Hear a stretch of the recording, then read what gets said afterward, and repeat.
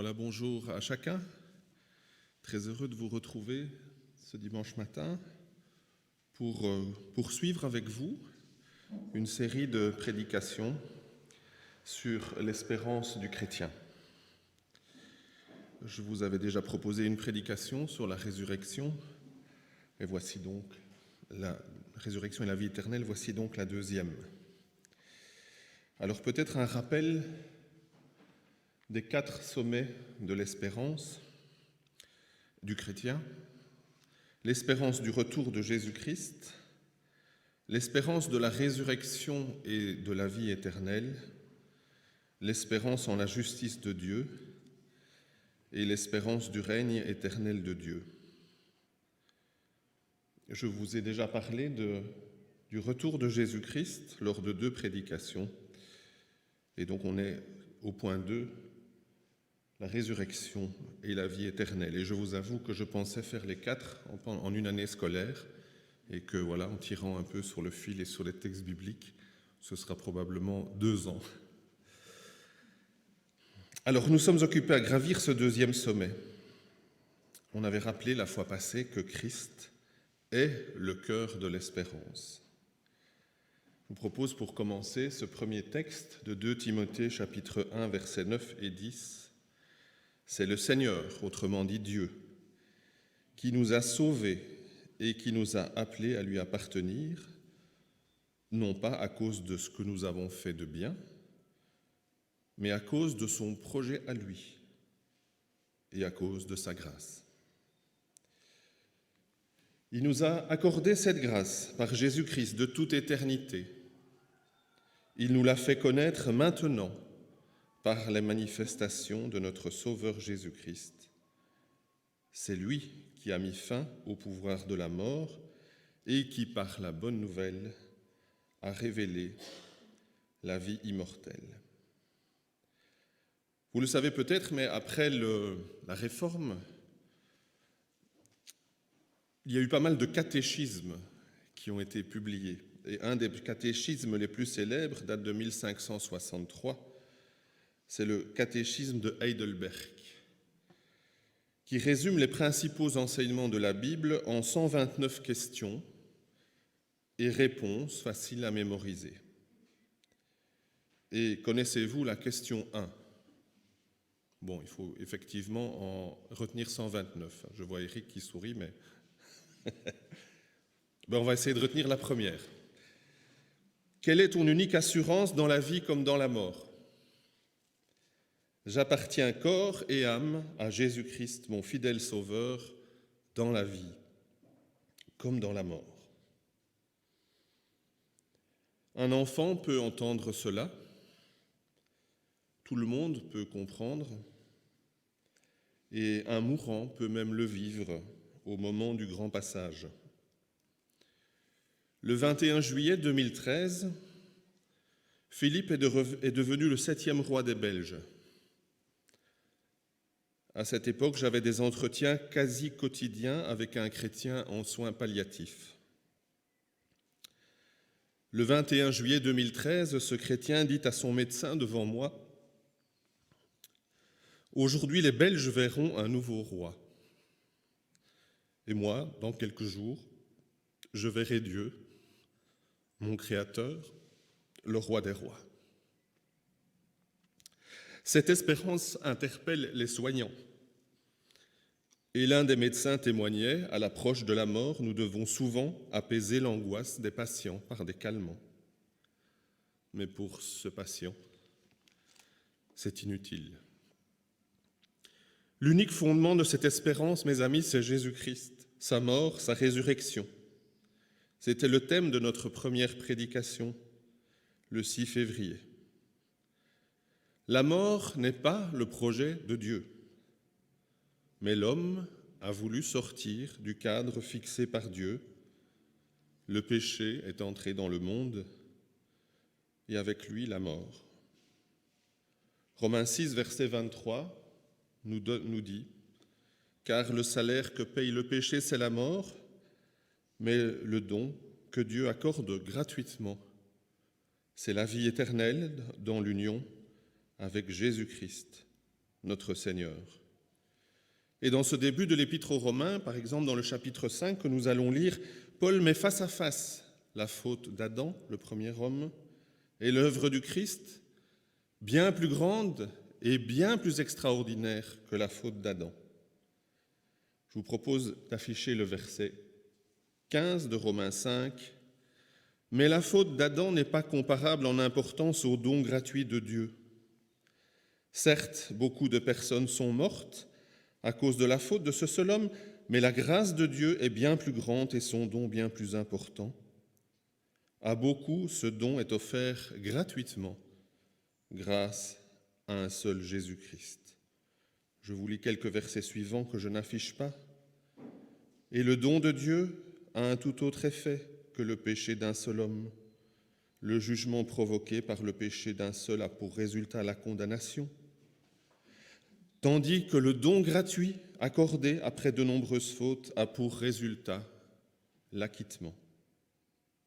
Certes, la mort a exercé son pouvoir par la faute d'un seul, à cause de ce seul être, Adam. Mais par le seul Jésus-Christ, nous obtenons beaucoup plus. Tous ceux qui reçoivent la grâce abondante de Dieu et le don de sa justice vivront et régneront à cause du Christ. Ainsi, la faute d'un seul, Adam, a entraîné la condamnation de tous les humains, mais de même, l'œuvre d'un seul juste, Jésus-Christ, permet à tous les humains d'être déclarés justes et de vivre. Par la désobéissance d'un seul, une multitude de personnes sont tombées dans le péché, mais de même, par l'obéissance d'un seul, une multitude de personnes sont rendues justes. Alors la loi est intervenue et les fautes se sont multipliées.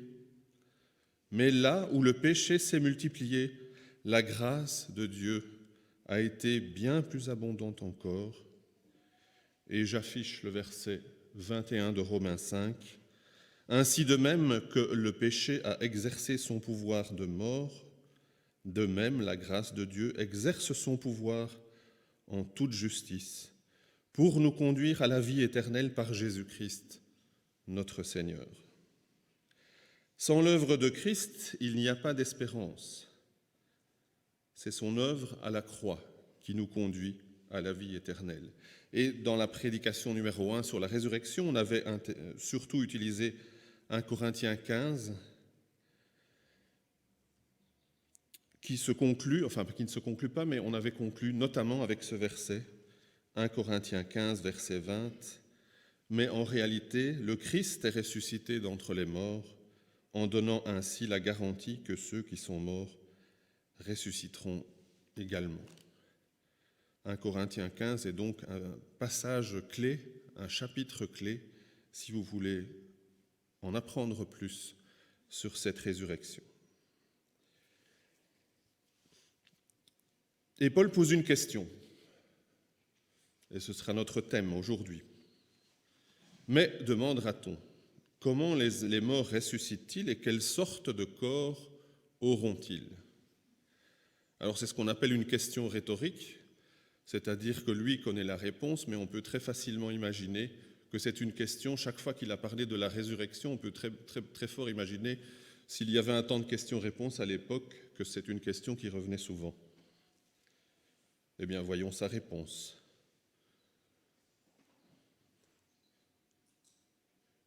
Et je ne l'affiche pas, je crois, ou peut-être le début. Ouais, non, voilà. Donc 1 Corinthiens 15, je vais vous lire les versets 36 à 48. Et vous allez voir, je vous ai mis des mots-clés ici sur le slide. On va parler de graines, de plantes, d'humains, d'animaux, d'oiseaux, de poissons, de corps célestes, de corps terrestres, de soleil, de lune, d'étoiles, de corruptibles, d'incorruptibles, de matériel et de spirituel. Si je ne vous avais pas donné la référence au-dessus, vous me diriez, c'est Genèse 1, c'est la création, toute la création. Je vous propose d'écouter ce texte. Je relis la question, mais demandera-t-on comment les morts ressuscitent-ils et quelle sorte de corps auront-ils ? Insensé que tu es, ça commence bien. Quand tu sèmes une graine, celle-ci ne donne vie à une plante que si elle meurt. Ce que tu sèmes est une simple graine, peut-être un grain de blé ou une autre semence, et non la plante elle-même qui va pousser. Ensuite, Dieu accorde à cette graine de donner corps à la plante qu'il veut, et à chaque graine correspond la plante qui lui est propre. Les êtres vivants n'ont pas tous la même chair, celle des humains diffère de celle des animaux, autre que celle des oiseaux et autre que celle des poissons. Il y a ainsi des corps célestes, des corps terrestres. Les corps célestes ont un éclat différent de celui des corps terrestres. Le soleil possède son propre éclat. La lune a un autre éclat et les étoiles un autre encore. Et même parmi les étoiles, l'éclat varie de l'une à l'autre. Il en sera ainsi lorsque les morts ressusciteront.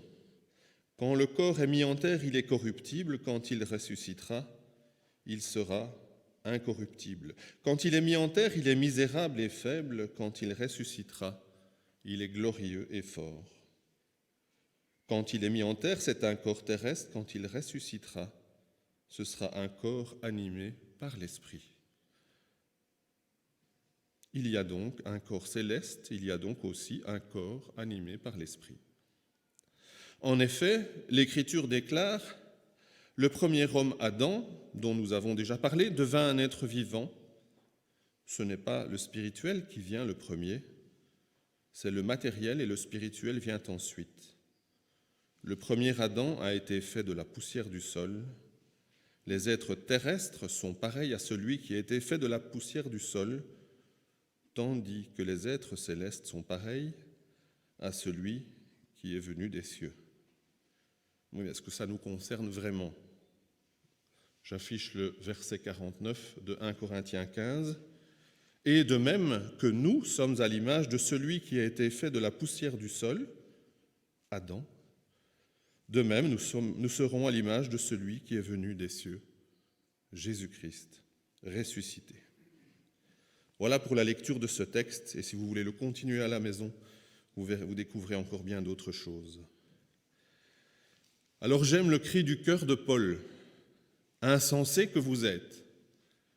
Autrement dit, vous êtes bêtes ou quoi les gars ? Ouvrez vos yeux. Et je vous propose une image.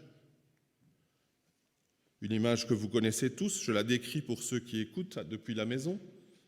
Simplement les semences d'une graine de tournesol ne ressemblent pas du tout à la fleur de tournesol. Et pourtant, dans la graine, il y a tout ce qu'il faut pour faire la fleur. Regardez autour de vous ce que l'on voit sur la terre. Cela annonce ce que sera la résurrection.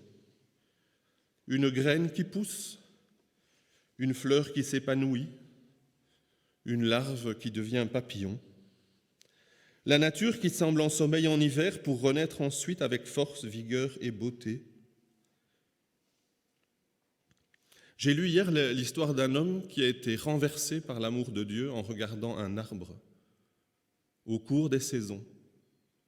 Il a vu au travers de cet arbre la puissance de Dieu dans la création. Jésus lui-même, qui est ressuscité, a révélé ce qu'est un ressuscité. Et il dit à ses disciples en Luc 24, verset 39, « Regardez mes mains, regardez mes pieds, reconnaissez que c'est bien moi, touchez-moi, regardez. Car un esprit n'a ni chair ni os. Or, vous voyez bien que j'en ai. » Et l'apôtre Pierre, un peu plus tard, donnera ce témoignage à Corneille en Acte 10. « Dieu a ressuscité Jésus, nous l'avons vu vivant et nous avons mangé et bu avec lui. » Jésus est ressuscité corporellement, nous ressusciterons de la même manière. C'est la résurrection du corps, avec des similitudes, mais aussi avec des différences. Et on va essayer de retenir des différences simples. Corps céleste et corps terrestre, le texte nous en parle. Apparemment, les traducteurs ont eu un peu de difficulté à traduire l'expression corps terrestre. Certains ont traduit corps psychique. Mais plusieurs commentateurs arrivent à cette conclusion qu'il faut le comprendre comme corps terrestre, c'est un corps simplement animé d'un esprit humain. Et l'auteur oppose dans le texte que nous avons lu la fragilité du corps terrestre qui est mis en terre, un corps misérable et faible, nous dit-il, animé d'un esprit humain, et d'autre part la force d'un corps céleste, autrement dit, un corps animé par l'Esprit de Dieu, et le texte nous dit glorieux et fort. Autant de différences qu'entre la graine de tournesol et la fleur de tournesol. Alors c'est un corps nouveau avec des similitudes quand même, il me semble, et aussi avec des différences. La première chose, c'est que le texte et Jésus ressuscité nous montre que c'est un corps adapté à la vie terrestre. Jésus a marché, mangé, il a touché ses disciples l'ont touché, ils ont mangé ensemble. Deuxième similitude, c'est un corps avec la même identité. Jésus était toujours Jésus. Je pense que nous serons toujours nous. Le caractère unique de chaque être vivant qui est présenté dans le texte et la diversité des espèces est une création de Dieu. Et je pense, j'ai cette conviction qu'elle le restera, qu'elle est une richesse voulue par Dieu dans la création, et Dieu vit que cela était très bon, et Dieu en restaurera la richesse et l'harmonie que nous avons beaucoup de mal à réaliser. L'identité de Jésus n'a donc pas changé. Les disciples ont reconnu Jésus ressuscité à ses gestes habituels, comme rompre le pain, à sa voix dans le jardin ou à son enseignement. Son identité et sa bienveillance n'ont pas changé. Mais ce corps nouveau aura aussi des différences. C'est un corps avec une apparence différente. Jésus était différent. Les disciples ont eu des difficultés pour le reconnaître. Il avait sans doute un éclat, une apparence différente. C'est aussi un corps avec des facultés différentes. Ce qui nous impressionne, c'est que Jésus ressuscité apparaît et quitte des lieux fermés à clé sans ouvrir la porte. Ça nous impressionne, hein, on se dit « Oh là, ça, j'aimerais quand même bien l'expérimenter pendant une journée ». Ça nous impressionne et en fait, pourtant, je crois que c'est anecdotique. Plus besoin de portes fermées lorsque tout sera en harmonie, plus besoin de serrure ni de clés, aucune raison d'avoir peur de qui que ce soit ou de quoi que ce soit. Les serruriers seront au chômage et les cambrioleurs aussi. Par contre, ce qui n'est pas du tout anecdotique, c'est que ce corps ne sera plus atteint par la maladie, la mort, le deuil, et sera totalement en harmonie avec le Créateur et avec toute la création. Le corps terrestre, misérable et faible, sera devenu un corps ressuscité, glorieux et fort, semblable à celui qui est venu des cieux, le Christ. Philippiens 3, versets 20-21 nous dit « Mais nous sommes citoyens des cieux, d'où nous attendons que revienne notre Sauveur, le Seigneur Jésus-Christ. » C'était nos 2 premières prédications sur le thème. Il transformera notre misérable corps mortel pour le rendre semblable à son corps glorieux, grâce à la puissance qui lui permet de soumettre toutes choses à son autorité. C'était nos 2 prédications suivantes. Conclusion. Ressuscité. Quelle espérance pour le chrétien. Ressuscité pour la vie éternelle avec Dieu est une grande espérance.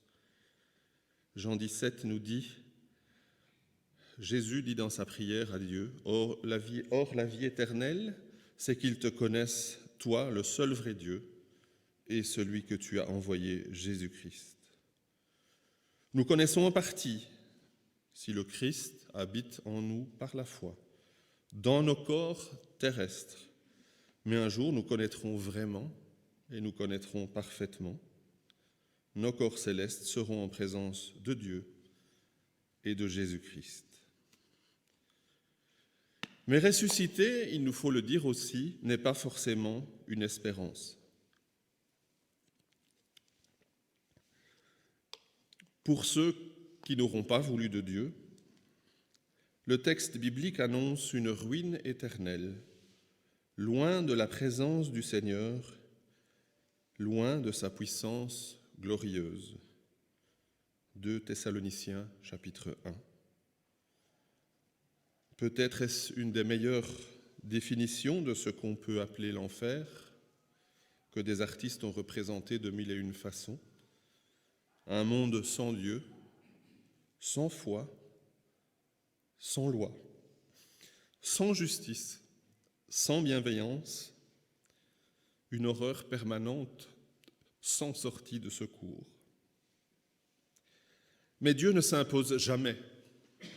Dieu ne s'impose jamais dans la vie de quelqu'un qui ne veut pas de lui, ni aujourd'hui, ni dans l'éternité. Aujourd'hui, accueillir Dieu dans sa vie reste possible. Dans l'éternité, le choix posé par chacun durant sa vie aura des conséquences définitives. Mais bonne nouvelle, aujourd'hui, Dieu est accessible à tous ceux qui le cherchent. Et ses promesses sont donc pour nous tous ici présents, si nous cherchons Dieu et si nous l'accueillons. Je pensais terminer ici les prédications sur la question de la résurrection pour passer à un autre volet de l'espérance à la rentrée. Mais lors d'un repas récent, une amie nous a posé une question concernant l'âme des défunts. Et à ce moment-là, mon amie Evelyne, qui était présente, s'est retournée vers moi et m'a dit « C'est une bonne question, qu'est-ce que tu en penses ?» Vous voyez le moment où on se sent un petit peu seul. Et la réponse que j'aurais pu donner à cette amie me semblait un peu approximative. Alors j'ai demandé du temps à cette amie et j'ai promis de lui donner une réponse, car je trouve que c'est une bonne question. Entre la mort et la résurrection, que se passe-t-il ? Et bien sûr, il me semblait utile de trouver des réponses bibliques sur ce thème que je ferai la prochaine fois, après vos vacances. Si vous n'en avez pas marre, si vous en avez marre, dites-le moi. Nous le ferons avec la foi et la prudence de l'apôtre Jean, et j'affiche pour terminer 1 Jean 3, verset 2. Très chers amis, on pourrait ajouter de Stockel, très chers amis de Stockel, nous sommes maintenant enfants de Dieu, mais ce que nous deviendrons n'est pas encore clairement révélé. Il nous faut donc être prudents dans nos affirmations.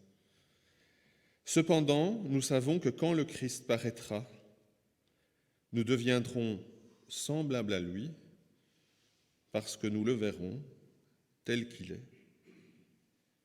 Déjà enfant de Dieu, quel bonheur, bientôt semblable au Christ, comme toujours, le déjà et le pas encore, que cette espérance nous accompagne. Amen.